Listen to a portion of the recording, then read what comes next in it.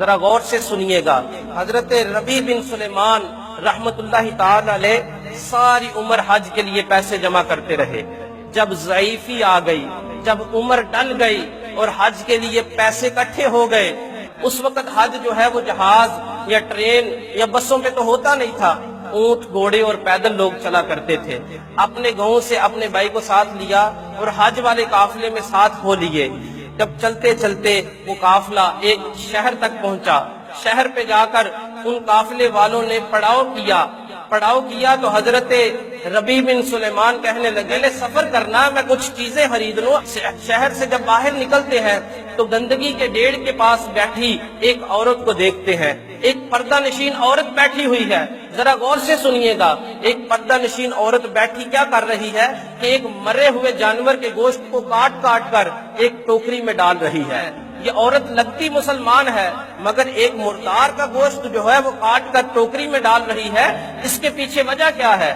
آپ دیکھتے رہے۔ اس عورت نے جب ٹوکری بھر لی اور ٹوکری کو اٹھایا، چلتی چلتی ایک گھر کی طرف گئی، آپ بھی اس کے پیچھے ہو لیے۔ چلتے چلتے آپ نے دیکھا کہ اس نے ایک دروازے پہ دستک دی۔ کہتے ہیں دروازہ کھٹکھٹایا تو اندر سے آواز آئی کہ کون ہے؟ تو اس عورت نے آواز دی کہ بیٹا دروازہ کھولو، پریشانی اور دکھوں سے ماری ہوئی تمہاری ماں واپس آ گئی ہے۔ جب دروازہ کھلا تو حضرت ربیع فرماتے ہیں کہ میں نے دیکھا کہ اندر 4 لڑکیاں موجود ہیں، 4 نوجوان لڑکیاں موجود ہیں، ان کے پھٹے پرانے کپڑے ہیں۔ وہ عورت نے اندر جا کر دروازے کو بند کر دیا۔ کہتے ہیں مجھے پتا ہے کہ ہماری شریعت میں دروازے سے جھانکنا جو ہے وہ جائز نہیں ہے، مگر حرام گوشت کا معاملہ تھا۔ میں نے ایسا کیا کہ ایک اوٹ سے، ایک سوراخ سے دیکھتا رہا۔ اس عورت نے اپنی بچیوں کو کہا کہ بیٹا یہ گوشت لائی ہوں، اس کو پکاؤ، کھاؤ اور اللہ کا شکر ادا کرو۔ سنیے کہ کہتے ہیں مجھ سے رہا نہ گیا، میں نے دروازہ کھٹکھٹایا، میں نے دروازہ کھٹکھٹا کے کہا کہ اے عورت تو ان بچیوں کو حرام اور مردہ گوشت کیوں کھلانا چاہتی ہے؟ وہ عورت کہنے لگی کہ اے شخص تو مسافر ہے، تو ہماری کہانی کو نہیں جانتا۔ ہم لوگ اس کیفیت تک پہنچ چکے ہیں کہ ہم پر حرام جو ہے وہ حلال ہو چکا۔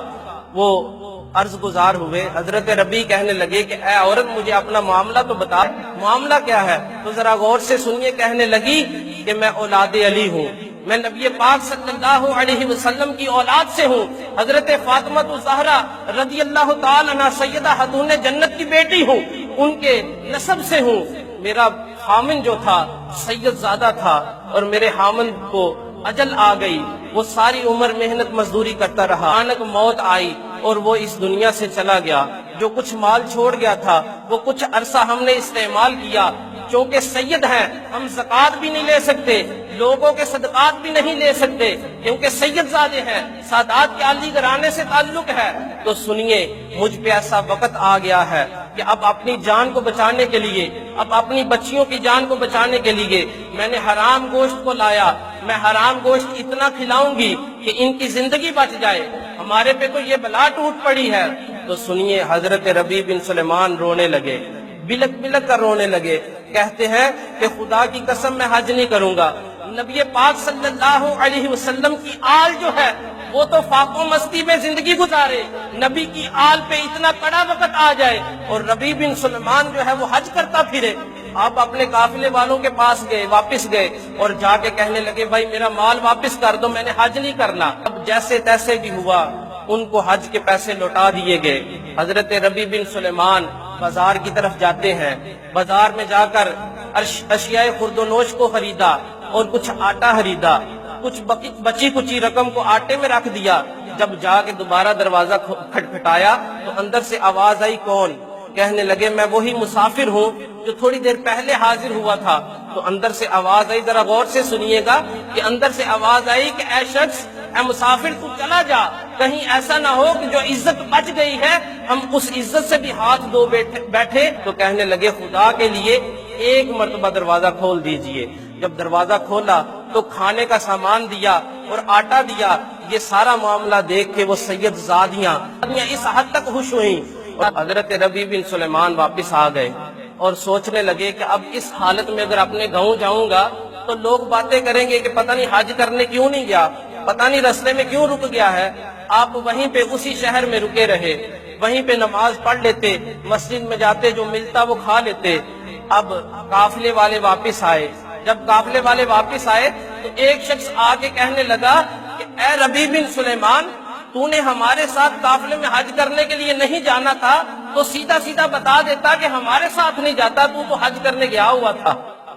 اب ایک شخص نے بھی یہ کہا، دوسرا شخص بھی آگے کہنے لگا کہ میں نے آگے زمزم پہ بھی تجھے زمزم پیتے دیکھا، تلبیہ پڑھتے بھی دیکھا، تجھے طواف کرتے بھی دیکھا، تو نے ہمارے ساتھ حج پہ نہیں جانا تھا تو کن کے ساتھ حج پہ گیا؟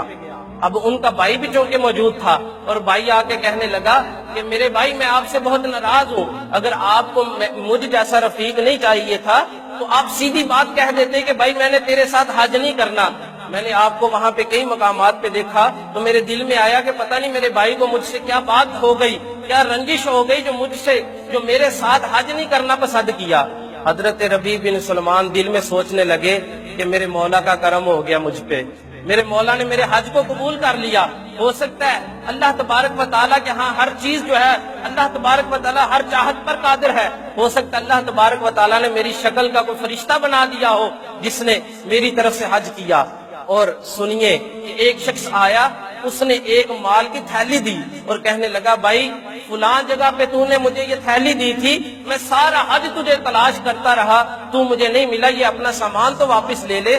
تو کہتے ہیں مجھے یقین ہو گیا کہ مولا کا مجھ پہ کرم ہو گیا۔ کہتے ہیں میں واپس گھر آیا، گھر آ کے جب میں سویا تو میری قسمت جاگ اٹھی۔ اور میں اس موقع پہ میں کہا کرتا ہوں کہ ایسی نیند پہ میں ہزاروں بیداریوں کو قربان کر دوں کہ جس نیند میں میرے آقا کی زیارت ہو جاتی ہو، ایسی رات پہ میں ہزاروں دنوں کو قربان کر دوں جس رات میرے آقا تشریف لے آئے۔